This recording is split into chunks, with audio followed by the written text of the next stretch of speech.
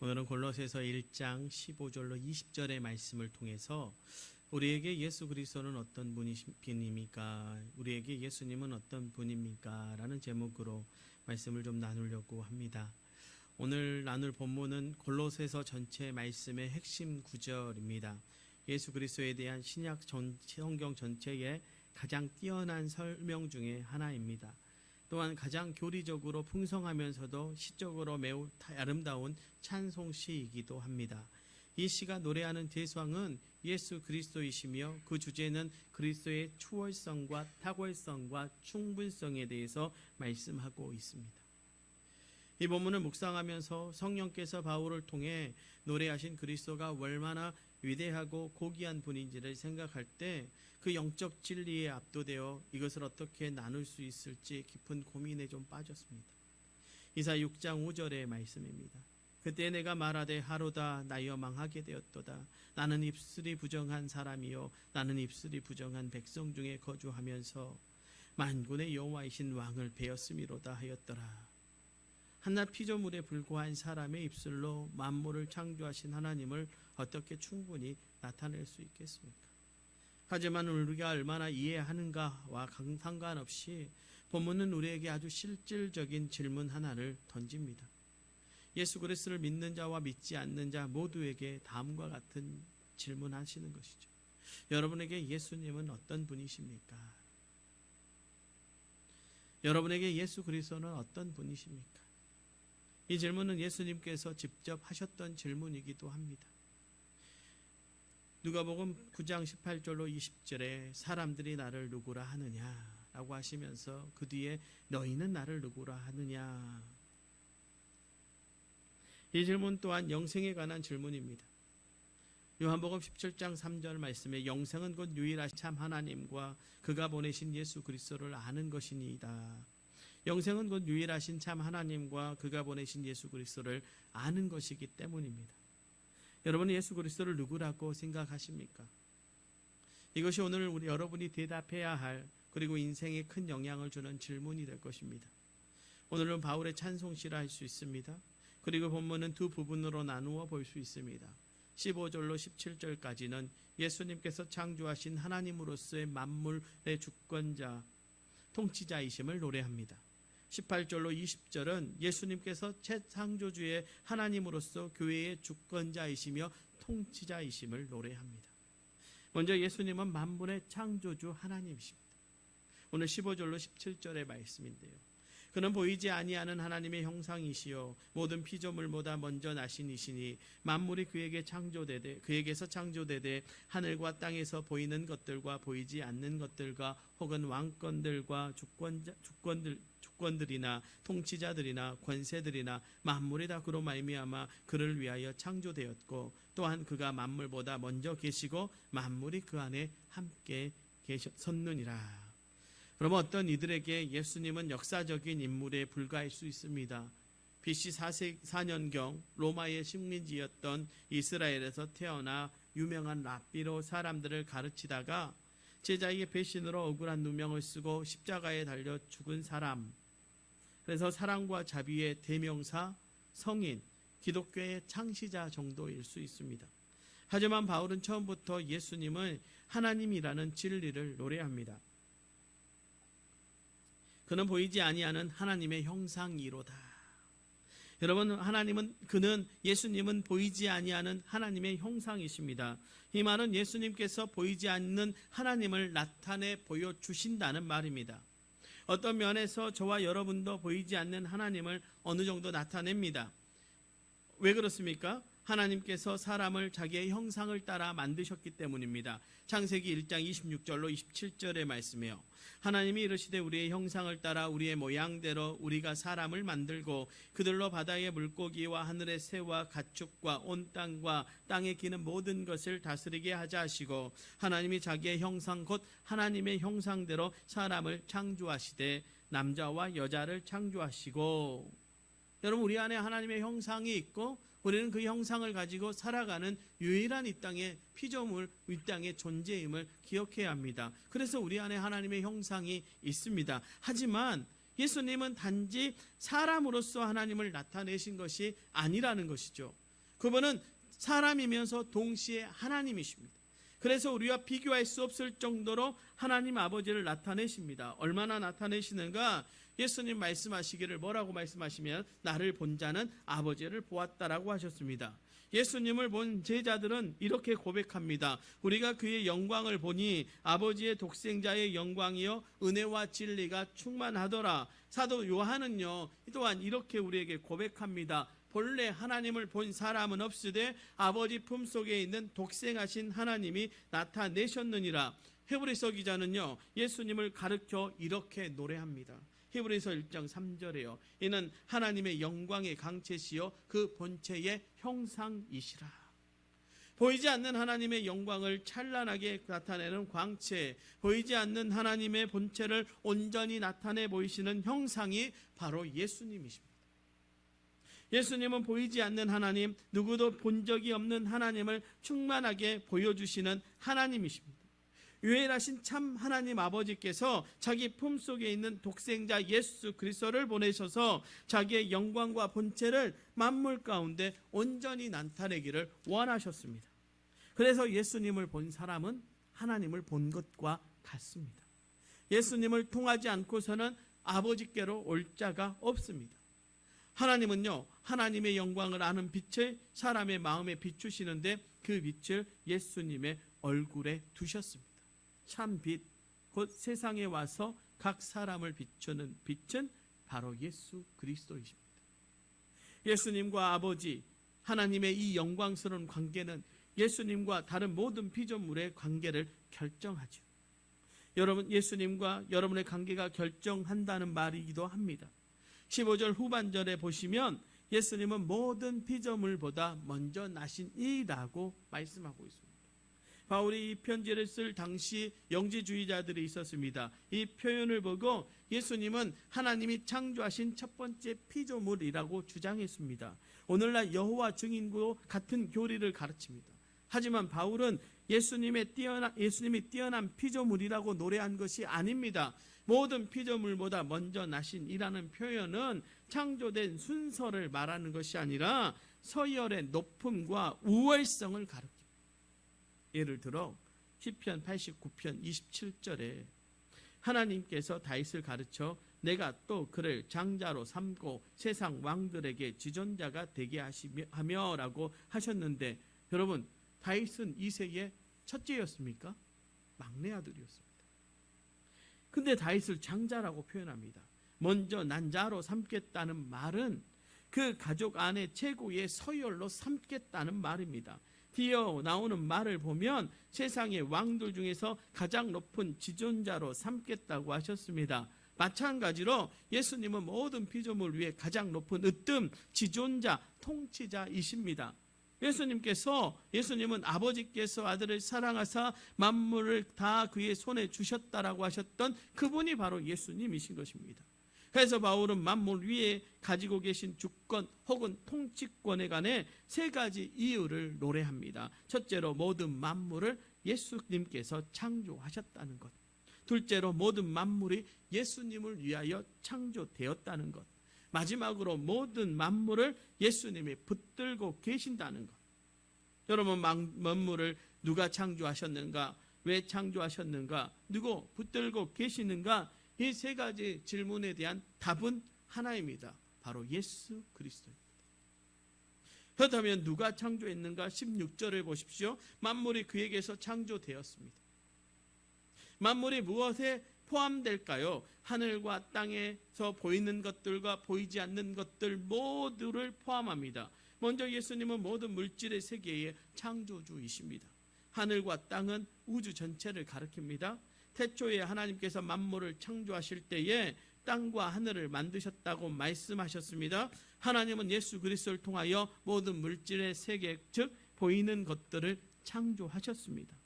예수 그리스도는 또한 모든 영적 세계의 창조주이십니다. 모든 보이지 않는 것들을 창조하신 이도 예수님이십니다. 16절에 왕권들, 주권들, 통치자들, 권세들이 가리키는 것이 바로 영적 세계의 피조물들, 곧 천사들입니다. 여러분, 해와 달과 별, 하늘과 땅을 가득 채우고 있는 각종 식물과 동물들을 보면서 우리는 이것을 꼭 기억해야 합니다. 이 모든 만물이 존재하지 않았다가 존재하게 된 것은 바로 예수님 때문입니다. 그분이 만물을, 보이는 것과 보이지 않는 모든 것을, 하늘과 땅에 속한 모든 것을, 물질 세계와 영적 세계의 모든 것을 창조하셨습니다. 요한복음 1장 3절의 말씀이요, 만물이 그로 말미암아 지은 바 되었으니 지은 것이 하나도 그가 없이는 된 것이 없느니라. 사도 요한이 말한 것처럼 지은 것이 그분이 없이 된 것은 하나도 없습니다. 그래서 그분은 만물에 대한 주권을 가진 하나님이십니다. 둘째로 왜 창조하셨는가? 만물은 그를 위해서 창조되었습니다. 만물의 존재 목적이 여기에 있습니다. 만물이 존재하는 이유, 바로 예수 그리스도를 위해서입니다. 시편 19편 1절에요, 하늘이 하나님의 영광을 선포하고 궁창이 그의 손으로 하신 일을 나타내는도다. 하늘이 하나님의 영광을 선포하고 궁창이 그의 손으로 하신 일을 나타냅니다. 로마서 1장 20절 말씀에 보면 창세로부터 그의 보이지 아니하는 것들 곧 영원하신 능력과 신성이 그가 만드신 만물에 분명히 보여 알려졌나니 그러므로 그들이 핑계하지 못할지니라. 창세로부터 하나님의 영원하신 능력과 신성이 그가 만드신 만물에 분명히 보여 알려졌습니다. 모든 만물, 즉 앞에서 말한 보이는 것과 보이지 않는 모든 것들은 그리스도를 통하여 하나님의 영광을 높이기 위하여 창조되었습니다. 그래서 바울은 로마서 1장 20절로 23절에 이렇게 말씀합니다. 창세로부터 그의 보이지 아니하는 것들 곧 영원하신 능력과 신성이 그가 만드신 만물에 분명히 보여 알려졌나니 그러므로 그들이 핑계하지 못할지니라. 하나님을 알되 하나님을 영화롭게도 아니하며 감사하지도 아니하고 오히려 그 생각이 허망하여지며 미련한 마음이 어두워졌나니 스스로 지혜 있다 하나 어리석게 되어 썩어지지 아니하는 하나님의 영광을 썩어질 사람과 새와 짐승과 기어다니는 동물 모양의 우상으로 바꾸었느니라. 사람들이 하나님을 영화롭게도 아니하며 감사하지도 아니하고 도리어 하나님이 아닌 피조물을 우상처럼 섬기는 그것이 바로 죄라고 바울은 지적하고 있습니다.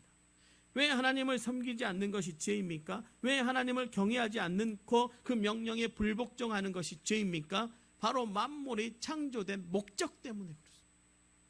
전도서 12장 13절의 말씀이에요. 일의 결국을 다 들었으니 하나님을 경외하고 그의 명령들을 지킬지어다. 이것이 모든 사람의 본분이니라.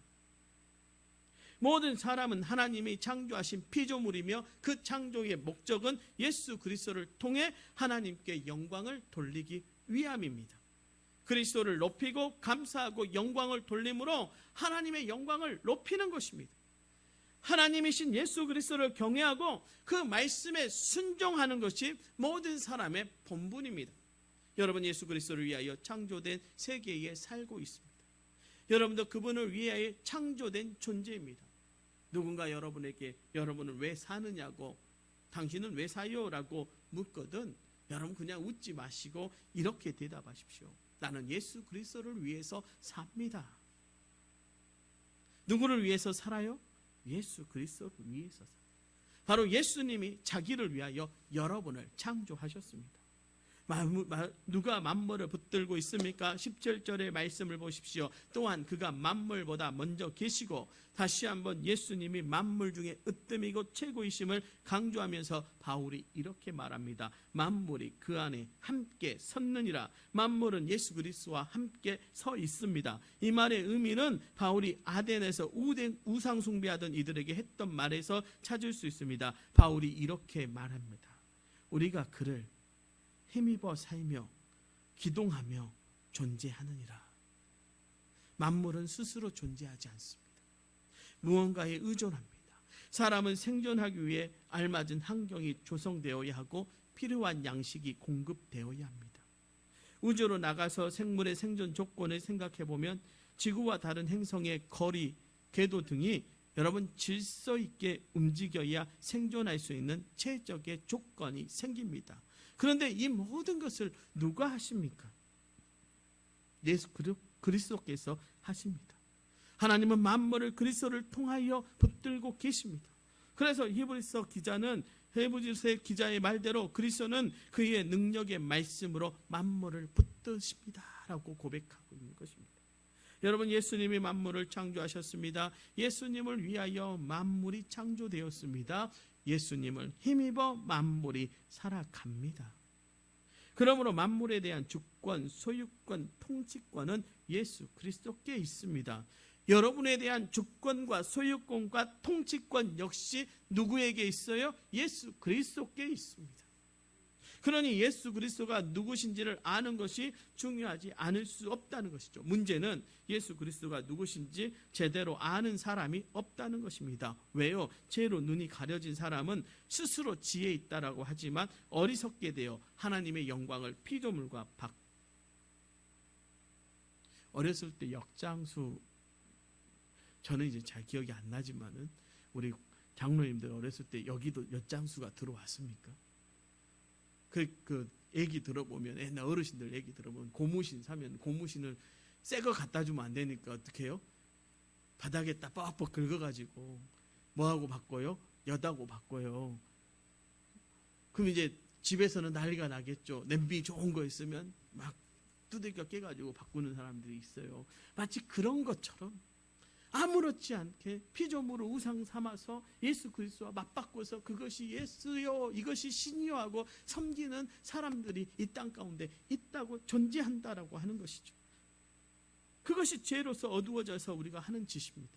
하는 행동입니다. 어리석게 되어서 하나님의 영광을 피조물과 바꿔서 우리 마음의 정욕대로 살아갑니다. 그런 그들을 새롭게 창조해서 하나님과 화목하게 만드신 분이 바로 예수 그리스도입니다.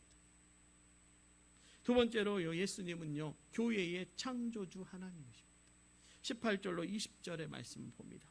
그의 몸인 교회의 머리시라. 그는 교회의 몸인 교회의 머리시라. 그가 근본이시요 죽은 자들 가운데서 먼저 나신 이시니 이는 친히 만물의 으뜸이 되려 하심이요 아버지께서는 모든 충만으로 예수 안에 거하게 하시고 그의 십자가의 피로 화평을 이루사 만물 곧 땅에 있는 것들이나 하늘에 있는 것들이 그로 말미암아 자기와 화목하게 되기를 기뻐하심이라. 바울의 찬송시는요, 이제 예수님과 그분이 만드신 새 피조물 교회를 노래합니다. 예수님이 바로 교회의 창조주 하나님이십니다.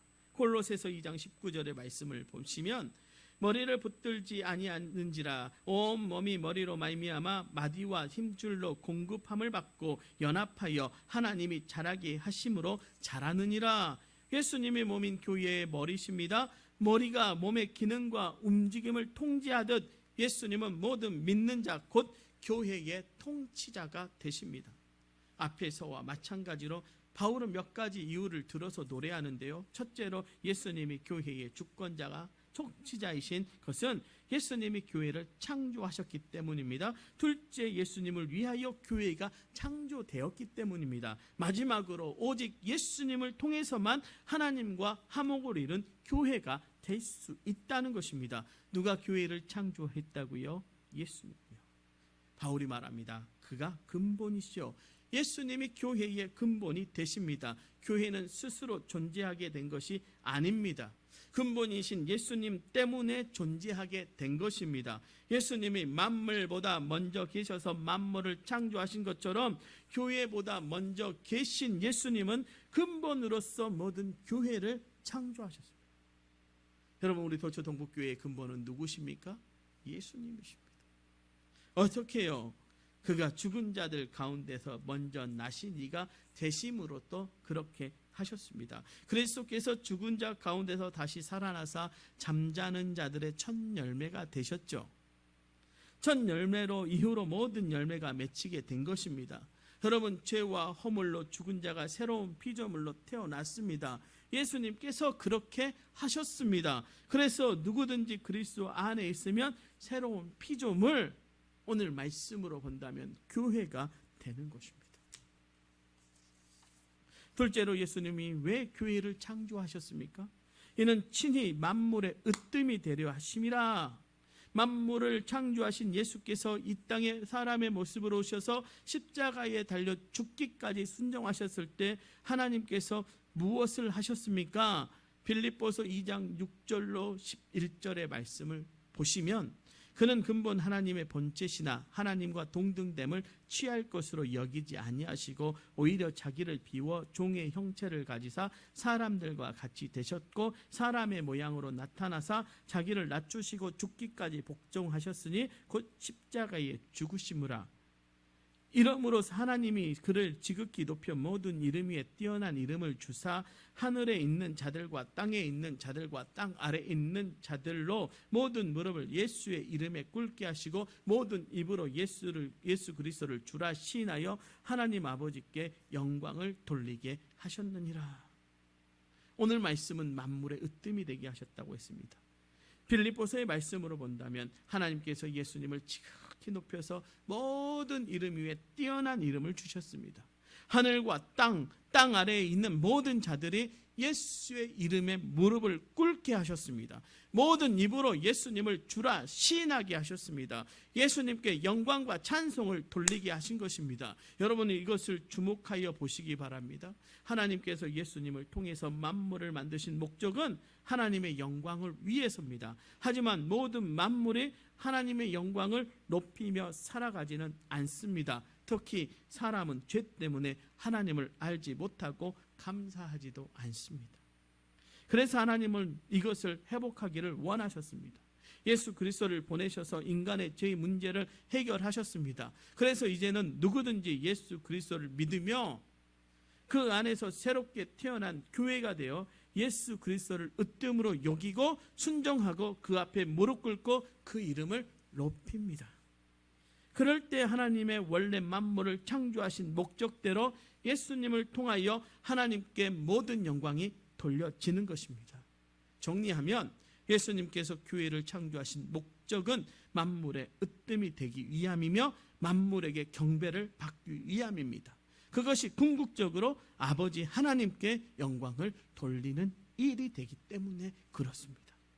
여러분, 이 가운데 여러분은 어떤 분은 예수 그리스도 안에서 새롭게 태어난 피조물 즉 교회로서 예수님의 이름을 높이고 그 앞에 무릎 꿇는 삶을 살아가는 것입니다. 그것이 여러분의 삶의 목적이라는 것을 아실 것입니다. 그래서 성경이 말하죠. 먹든지 마시든지 다 하나님의 영광을 위해서 한다는 것, 살아도 주를 위해 살고 죽어도 주를 위해 죽는다는 것을 여러분 잘 알고 계시지 않습니까? 하지만 이 가운데 어떤 분들은 예수 그리스도와 아직 이런 관계가 형성되지 않는 분들도 있을 것입니다. 예수님의 이름을 높이고 싶은 마음도 없고 그 앞에 무릎 꿇고 싶은 마음은 더더욱 없을 분도 있을 수 있습니다. 먹든지 마시든지 내 행복을 위해서 살든지 죽든지 나를 위해서, 이것이 어쩌면 세상을 살아가는 사람들의 모토입니다. 그래서 예수 그리스도를 누구라고 생각하는지에 따라 다른 삶을 살아가게 되는 것입니다. 이게 뭐가 그리 중요한가 생각이 드실지 모르지만 하지만 이것은 영생을 결정하는 매우 중요한 문제입니다. 마지막 19절로 20절의 말씀이 이를 명확하게 노래하지요. 아버지께서 모든 충만으로 예수 안에 거하게 하시고 그의 십자가의 피로 화평을 이루사 만물 곧 땅에 있는 것들이나 하늘에 있는 것들이 그로 말미암아 자기와 화목하게 되기를 기뻐하심이라. 여러분, 하나님은 예수님을 통해서 교회를 창조하셨고 예수님께 영광 돌리기 위해 교회를 창조하셨습니다. 그리고 마지막으로 이것이 중요한 이유는 오직 예수님을 통해서만 하나님과 화목을 이룰 수 있다는 것입니다. 말씀은요, 어떤 면에서 전쟁의 이야기인 것 같습니다. 하나님과 악한 세력이 늘 전쟁하는 것 같습니다. 어둠의 세상의 주관자들과 하늘에 있는 악한 영들과 그리고 그 영을 지배받는 불순종의 자녀들을 하나님께서 전멸시킬 계획을 가지고 계십니다. 그러나 하나님은 은혜와 자비가 넘치셔서요 오래 참으시고 아무도 멸망하지 않고 다 회개하기에 이르기를 원하십니다. 자기와 화목하기를 원하십니다. 하나님은 불순종한 사람들, 죄인들과 화평 조약을 맺기 위해 대사를 보내셨습니다.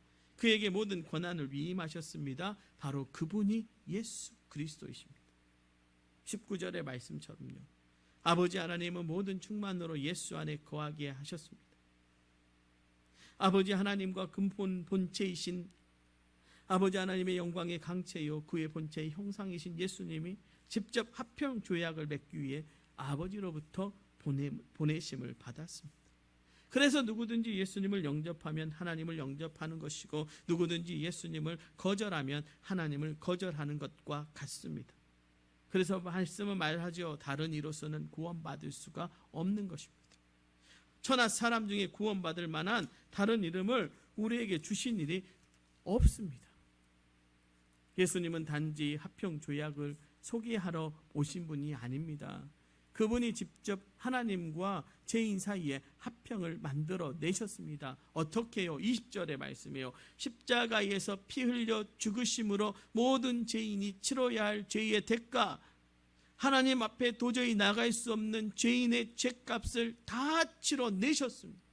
그로 인해 만물 곧 땅에 있는 것들이나 하늘에 있는 것들이 예수 그리스도와 말미암아 하나님과 화목하게 되었습니다. 그리고 하나님은 예수 그리스도를 통해 만물과 화목을 이루시는 일을 기뻐하셨습니다. 여러분은 그리스도를 통해서 하나님과 화목을 이룬 사람들입니다. 그래서 여러분은 하나님의 징벌의 대상이 아니라 하나님 나라의 백성입니다. 다른 말로 하면 교회입니다. 예수님이 창조하신 교회, 예수님을 으뜸으로 높이며 섬기는 교회.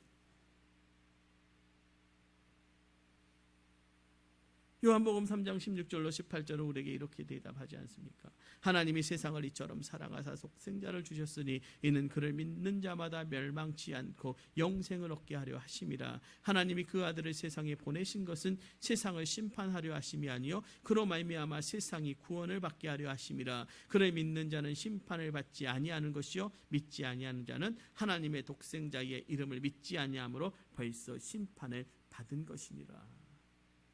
여러분, 우리가 교회로서 예수 그리스도를 영접했, 그리고 예수 그리스도를 믿음으로 우리에게 주어진 은혜의 이 땅의 축복은 영생입니다. 우리는 그를 통해 영생을 받았습니다.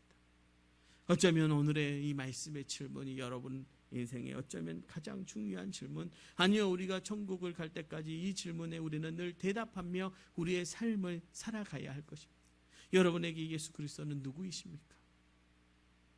주님은 이렇게 여러분에게 물으실 겁니다. 너희는 나를 누구라고 하느냐? 여러분, 그 대답을 할 수 있는 저와 여러분이 되었으면 좋겠습니다. 이 땅을 창조하신 창조주로서, 교회를 세우신 교회의 머리로서, 그리고 우리와 하나님 사이를 화목하게 하시고 세상과 우리를 화평케 하신 화평의 하나님으로서 이 땅에 오신 그 예수 그리스도, 그 예수 그리스도를 우리의 삶의 모심으로 이 땅에서 영생을 누리며 살아가는 저와 여러분 되시기를 주님의 이름으로 축원합니다. 기도하겠습니다.